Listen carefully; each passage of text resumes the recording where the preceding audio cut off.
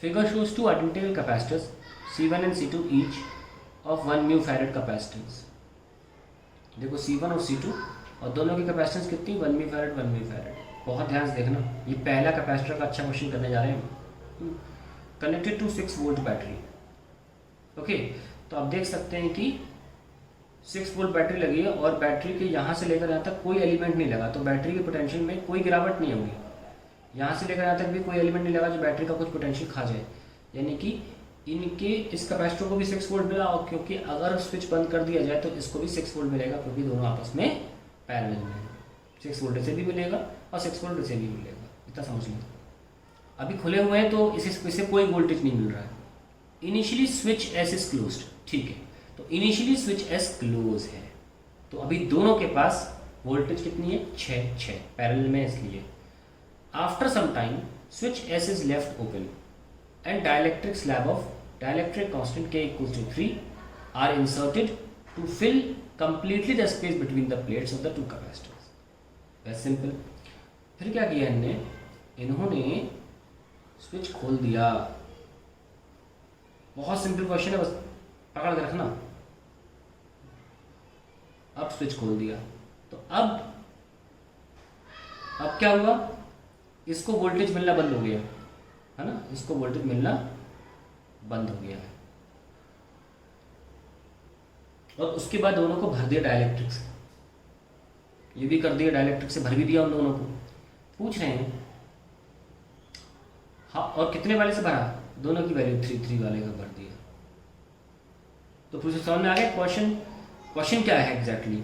पहले बंद था तो दोनों चार्ज हुए होंगे, ऑब्वियसली बैटरी ने दोनों को चार्ज किया पहले, ठीक है, दोनों पर पोटेंशियल 6 वोल्ट जा रही थी, फिर खोल दिया।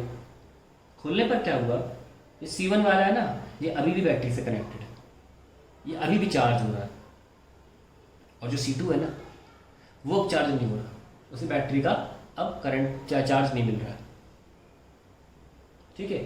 अभी देखते हैं क्या हो रहा है, क्या कह रहे हैं, how will the charge potential difference between the plates of the capacitor be affected after the slabs are inserted. कह रहे हैं चार्ज में क्या असर आ जाएगा ये डाइलेक्ट्रिक स्लैब डालने से बाद में। तो बाद में असर देखने के लिए, फर्क देखने के लिए पहले तो निकाल ले कितना है, और पहले पूरा लिख लेते हैं क्या है। Initially when switch closed, C1 कितना 1 μF, C2 कितना 1 μF, V1 कितना 6 वोल्ट, V2 कितना 6 वोल्ट, पैरेलल है ना। Q1 कितना C इंटू वी, Q बराबर CV होता है ना, 6 इंटू 1 6 म्यू कूलम, क्योंकि म्यू है तो म्यू मेंटेन रहेगा। Q2 6 into 1 6 mu coulomb. ये पहली कहानी थी जब हमने स्विच बंद कर रखा था। अब क्या होगा, अब ध्यान से देखना, आपने डाइलेक्ट्रिक डाला है, एक बैटरी से कनेक्टेड है, एक बैटरी से कनेक्टेड नहीं है, कोई फर्क नहीं पड़ता, कैपेसिटेंस K टाइम्स ही होगी। C1 डैश डायरेक्ट लिख डालें, C1 dash KC, K times पहली C कितना होगा KC1, that is 3 into 1, that is 3 μF। C2 dash KC2, that is 3 into 1, that is 3 μF। ध्यान रखना, बैटरी से कनेक्टेड हो चाहे बैटरी से कनेक्टेड ना हो, इससे कोई फर्क नहीं पड़ता। सबसे आसान कैपेसिटेंस लिखना होता है, क्योंकि उसे कोई फर्क नहीं पड़ता, वो हमेशा K टाइम्स C आंसर आएगा। आपने डाइलेक्ट्रिक डाला है, डाइलेक्ट्रिक डालते ही कैपेसिटेंस K टाइम्स बढ़ जाएगी। इस बात को बिल्कुल इग्नोर कर दें, बैटरी से कोई कनेक्टेड है, बैटरी से कोई कनेक्टेड नहीं है, कैपेसिटेंस लिखना सबसे ईजी होता है। अब बात करते हैं हम वोल्टेज की। वोल्टेज क्या रखना V1 डैश, बैटरी अभी भी कैपेसिटर से कनेक्टेड है, इस वाले से तुम कुछ भी कर लो, बैटरी 6 वोल्ट मेंटेन करके रखेगी, चाहे कुछ हो जाए, क्योंकि बैटरी तो कनेक्टेड है। आप खुद सोचिए, इस कैपेसिटर के अलावा बैटरी के साथ कुछ भी नहीं लगा है, तो ऐसा कैसे हो सकता है कि इस कैपेसिटर में 6 के कुछ अलावा वोल्टेज आ जाए? नहीं हो सकता ना, क्योंकि कैपेसिटर बैटरी से कनेक्टेड है, तो बैटरी की जो 6 वोल्ट है वो कैपेसिटर को हमेशा मिलती रहेगी। इसका मतलब V1 डैश V1 के ही बराबर रहेगा और आंसर अभी भी 6 वोल्ट आएगा। ठीक है, तो पोटेंशियल डिफरेंस में पहले वाले कैपेसिटर में कोई फर्क नहीं पड़ा। और अब Q1 डैश निकाल लेते हैं। वो क्या था, C into V, that is 3 into 6, 18 microcoulomb. कितनी सिंपली सॉल्व हो गया, देखा आपने। और फिर मैं आपको एक बेहतरीन एनालॉजी बताऊंगा सॉल्व करने की, तुरंत समझ में आ जाएगा। दूसरा देखिए भाई, ये बैटरी से कनेक्टेड नहीं था, अब हमको नहीं पता इसकी पोटेंशियल कितनी है, यस और नो, तो हम इसको नहीं निकालेंगे, हमको क्या पता। लेकिन हमको एक चीज़ पता है, जानते क्या, Q2 डैश। जैसे अब जब आपने बैटरी हटा दी तो भैया इस पर चार्ज कौन दे रहा है। इस केस में जो चार्ज था, चार्ज करने के बाद कितने 6 म्यू कूलम के बाद आपने बैटरी हटा दी। अब तो कोई सोर्स ही नहीं है इसके पास, अब तो इसके पास कोई सोर्स ही नहीं है, तो इस पर चार्ज आ पाएगा, कभी नहीं। इसका चार्ज सेम रहेगा। ध्यान रखें, battery remains connected, potential remains same, battery disconnected, charge remains same. कितना है, 6 म्यू कूलम का 6 म्यू कूलम ही रहेगा। अब निकालिए उल्टा V2 Q2 की मदद से। पहले हमने Q1 V1 की मदद से निकाला था, अब V2 निकालेंगे Q की मदद से। वो क्या होता है, फॉर्मूले से देख लीजिए, Q बराबर CV है तो Q बराबर CV था तो V बराबर Q by C, Q2 dash by C2 dash, that is 6/3, that is कितना 2 वोल्ट। आ गया, 2 वोल्ट आ गया। अब यहाँ के बाद एक बात को हमेशा ध्यान रखें, यह तो करवा दिया मैंने, आगे से ध्यान रखें, अगर बैटरी से कनेक्टेड नहीं है और डाइलेक्ट्रिक डाल दिया तो वोल्टेज डायरेक्टली लिख सकते हो V बाई के। देख लो 6/6 वोल्ट था ना पहले, और के कितना है 3, तो 6/3 2 आ गया, आप डायरेक्ट लिख सकते हो। अब मेरी आप एनालॉजी सुनिए, एनालॉजी देखिएगा बहुत ध्यान से, ये आपको सारे सवाल करवाने में मदद करेगी जब एनालॉजी पे आ रहे हैं।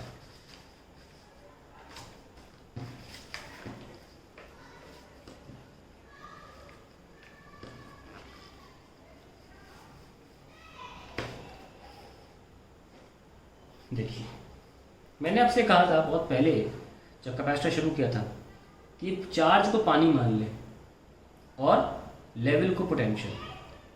चार्ज को पानी मान ले, चार्ज है, और लेवल क्या है, पोटेंशियल, और ग्लास कौन है, कैपेसिटेंस। ठीक है, एक बार फिक्स हो गई, फिक्स हो गई। अब ध्यान से देखना, आपने अगर एक बाल्टी को या बाल्टी को जो भी है, अगर आपने नल के नीचे रखा है तो पानी इसमें आता रहेगा। मान लीजिए बाल्टी पूरी भर चुकी है, पूरी भर गई बाल्टी, ठीक है, और दूसरा आपने एक कैपेसिटर लिया है या टंकी ली है,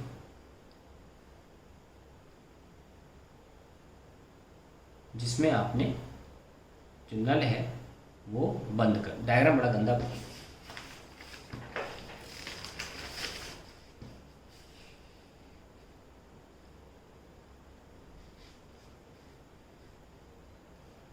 आइए अब एनालॉजी देखते हैं।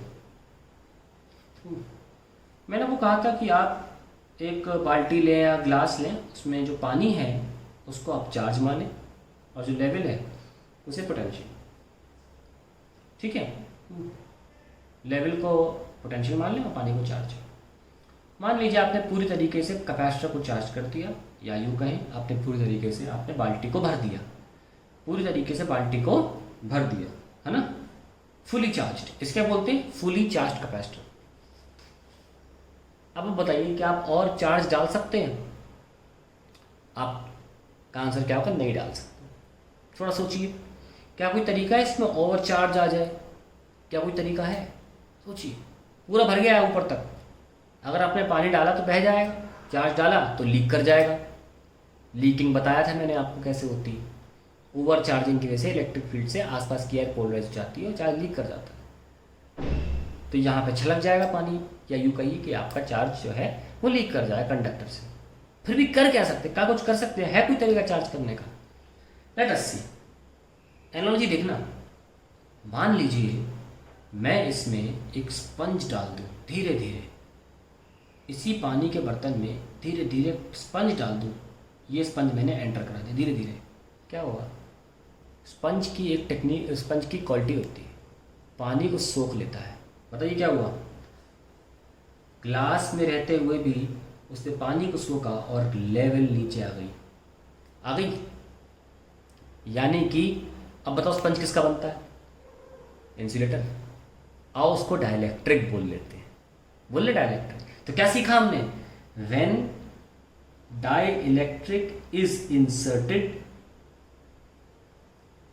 When sponge is entered level decreases, क्योंकि स्पंज ने सोख लिया। एनालॉजी है, एनालॉजी मतलब होता है तो बिल्कुल विभिन्न चीज़ों को कंपेयर कर लेना और समझ लेना चीज़ों को। When dielectric is inserted, potential, क्योंकि लेवल कौन दिखा रहा था, पोटेंशियल डिक्रीजेस। यस और नो। अब इसको और चार्ज किया जा सकता है। अब मैंने इसको अगर नल के नीचे रख दिया तो आप और चार्ज इसमें भेज सकते हैं। यस और नो। तो आपने क्या किया, और चार्ज स्टोरेजेबिलिटी बढ़ा दी, चार्ज स्टोरेजेबिलिटी बढ़ा दी कैपेसिटर की उतनी ही वॉल्यूम में। तो क्या बोल सकते हैं, कैपेसिटेंस इंक्रीजेस। यस और नो। कैपेसिटेंस क्या है, चार्ज स्टोरेजेबिलिटी, वो भी बढ़ा दिया। अब ये समझ में आ गया होगा तो आगे बढ़ते हैं। Let us talk about battery remains connected.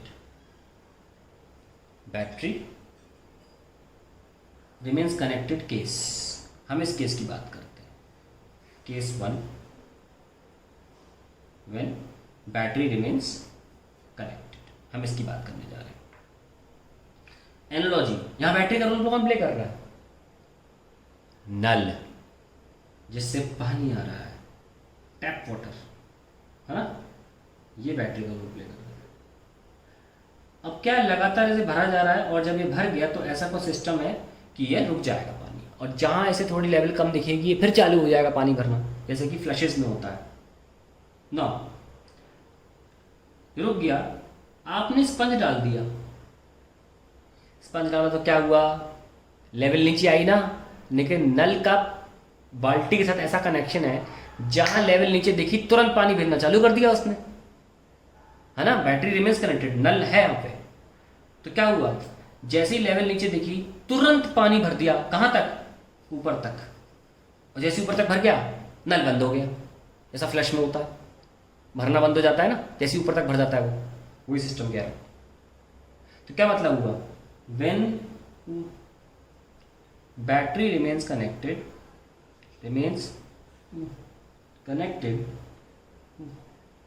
it makes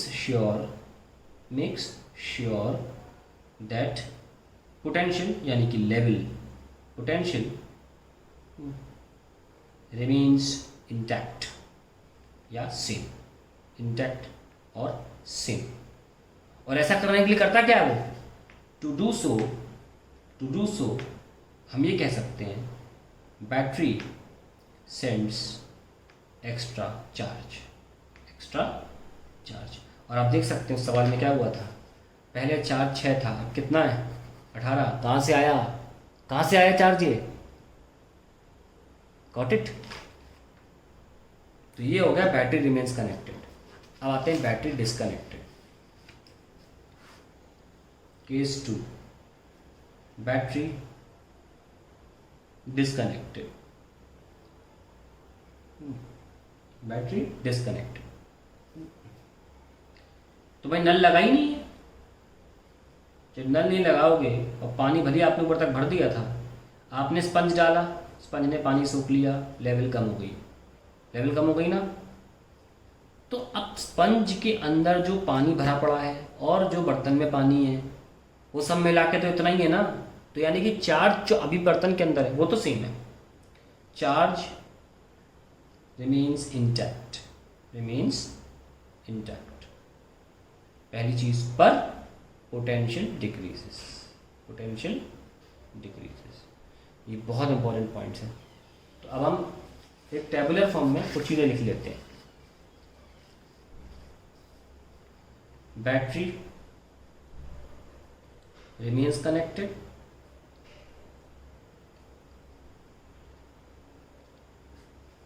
battery disconnected. तो मतलब कहना क्या, और हेडिंग क्या होगी, डाई इलेक्ट्रिक इंसर्टेड व्हेन, ये हेडिंग है, कॉमा, दो cases, when battery remains connected, दूसरा बैटरी डिसकनेक्टेड। शुरू करते हैं। यहाँ क्या लिखोगे, पोटेंशियल डज नॉट चेंज, पहली चीज लिखोगे, सबसे इंपॉर्टेंट यहाँ पे चार्ज डज नॉट चेंज। दूसरी चीज, कैपेसिटेंस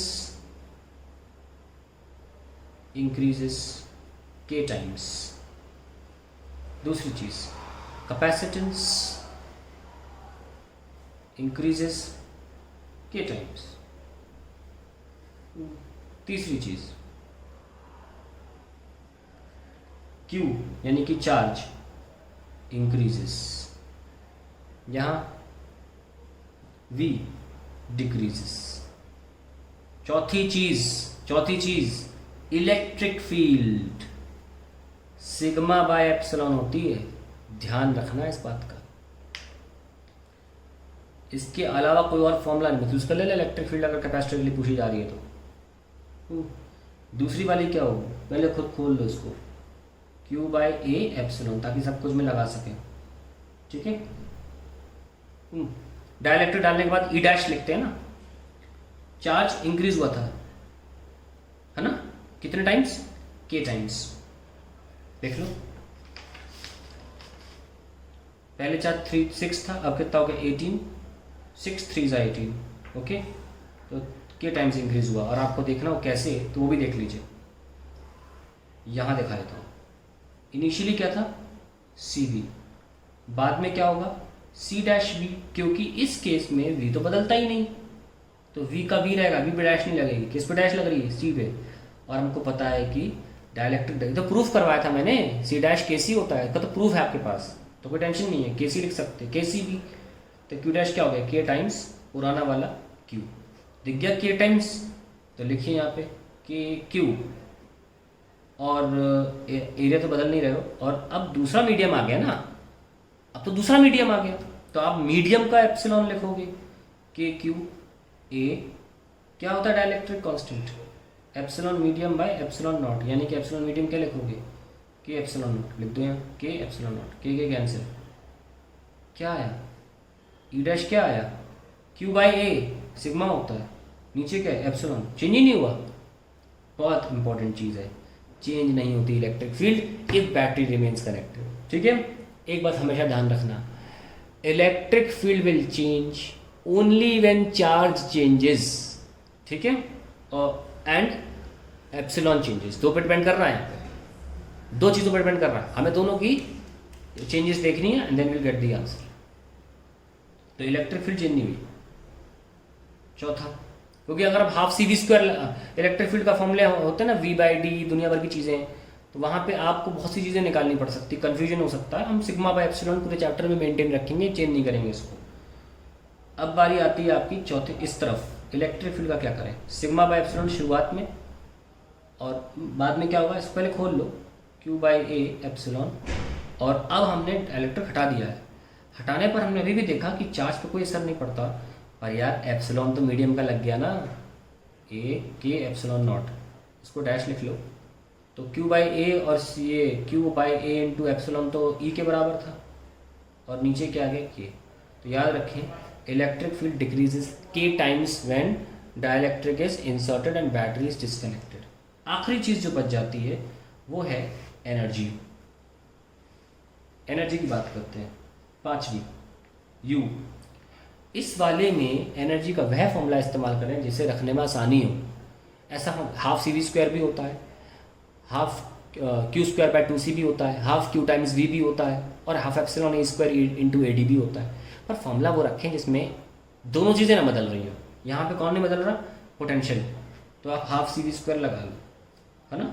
U डैश क्या होगा, हाफ C'(V²), V नहीं बदल रहा, क्या हुआ, Q3' क्या है, KC, सिर्फ के अलग से आ गया, तो U डैश क्या हो गया, K टाइम्स U, यानी कि energy increases, energy increases K times. और इसमें फिफ्थ वाला देख लेते हैं, यूज, यही वाला, अब ये वाला नहीं लगाना है, यहाँ पे Q सेम है, तो Q²/2c लगाइए, Q²/2c, तो U डैश क्या होगा, Q तो चेंज हो ही था, C डैश Q²/2 kc, यानी कि U/k, क्योंकि Q²/2c को U लिख लिया, तो यहाँ पे क्या हुआ, U डैश U/k। फिर कुछ पोल्स अपार्ट आंसर्स आ रहे हैं, देख रहे हो, पोल्स अपार्ट एनर्जी में, यहाँ k टाइम्स इंक्रीज हो रही है एनर्जी, यहाँ k टाइम्स डिक्रीज हो रही है।